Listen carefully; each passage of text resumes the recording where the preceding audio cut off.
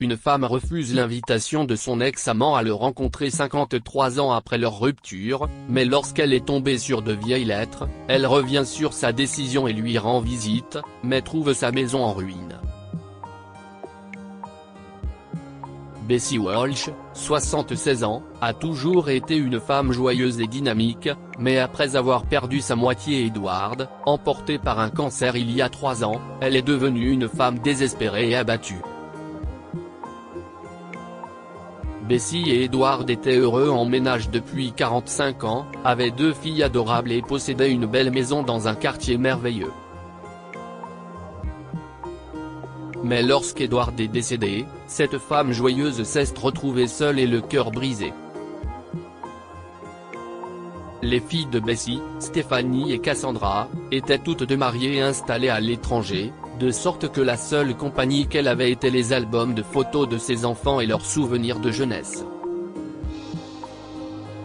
CIST pourquoi, tous les soirs, elle fouillait dans son débarras pour trouver tous les vieux albums et restait assise pendant des heures à les feuilleter.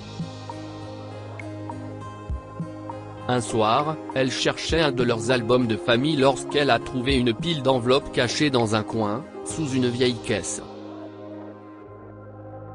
Elle les a dépoussiérées pour mieux les regarder quand l'une des enveloppes est tombée sur le sol, contenant une lettre.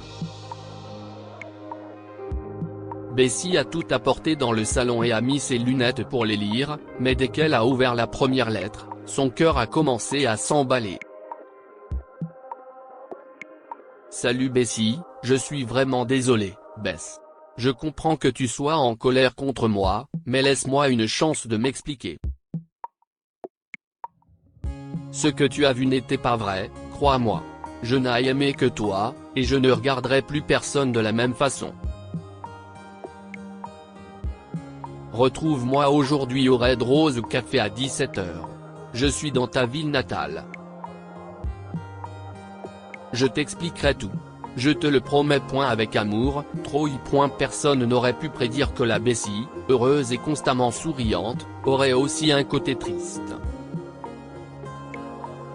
À 23 ans, elle était follement amoureuse de Troy Evans, un homme jeune et séduisant. Ils s'étaient rencontrés à l'université, étaient tombés amoureux et Troy l'avait même demandé en mariage.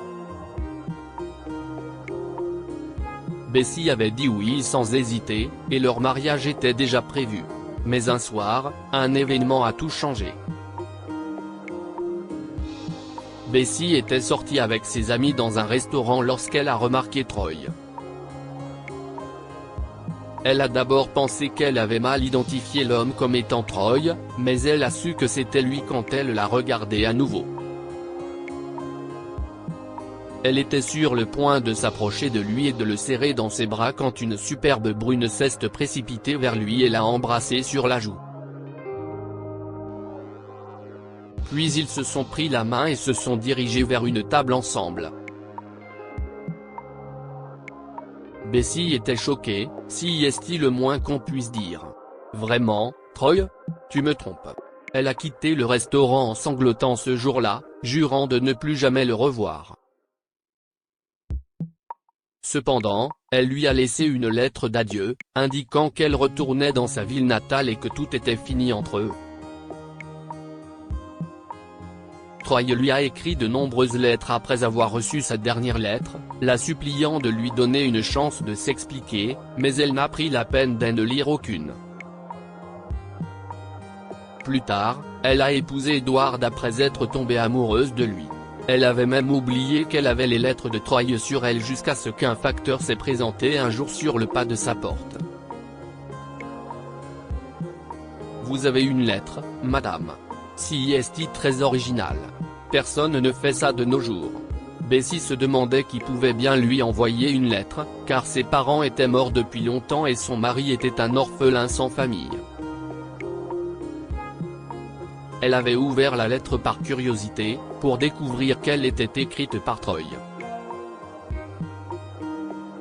Chère Bessie, ça fait longtemps, n'est-ce pas? Il m'a fallu beaucoup de temps pour te trouver, mais je l'ai fait. Je ne suis pas venu te rencontrer, car je ne veux pas causer de problème dans ton mariage. mais je veux juste te voir une fois, Bess. Tu n'as répondu à aucune de mes lettres pendant toutes ces années, mais donne-moi une chance de m'expliquer.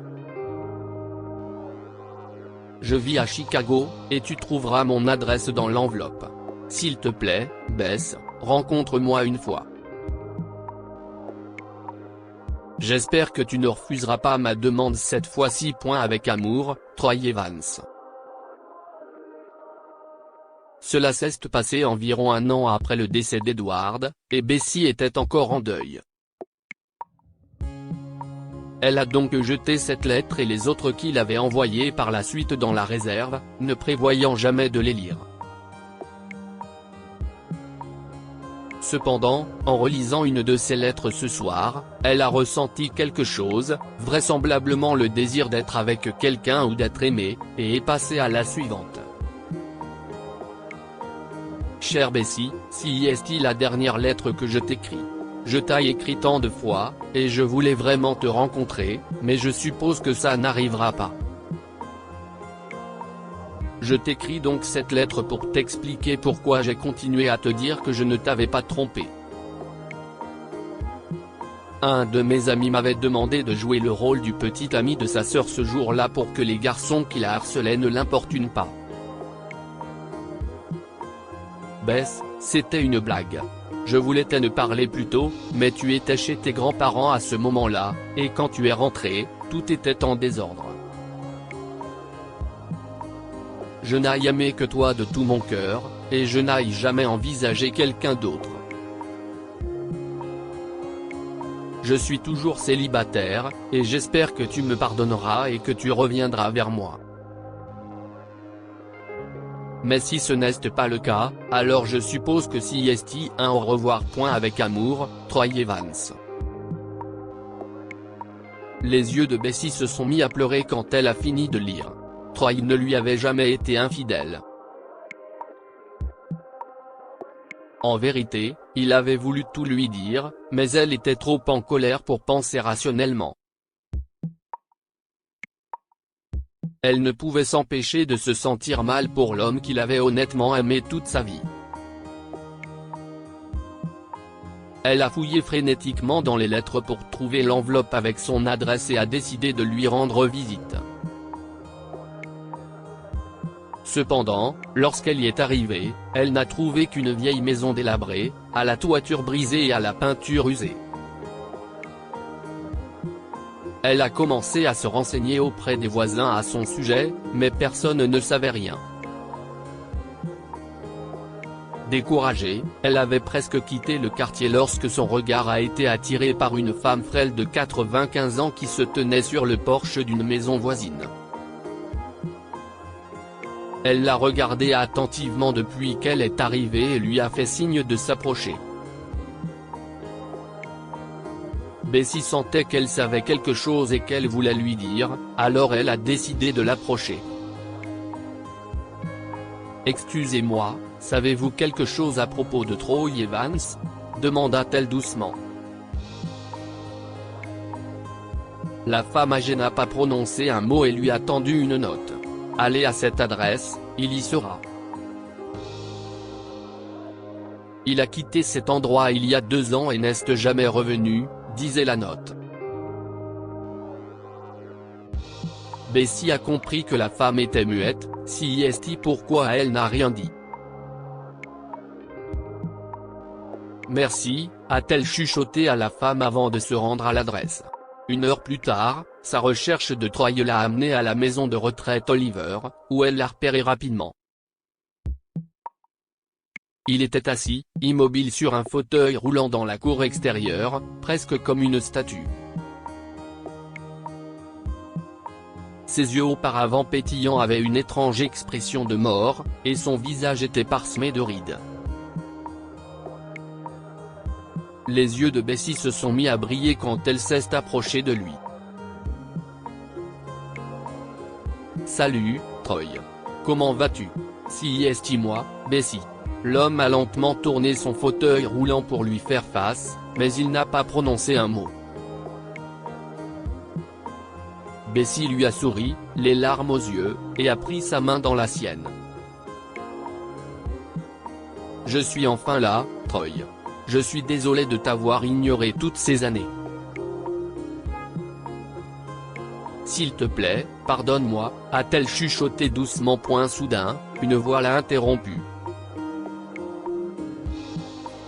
Il est inutile d'essayer, madame.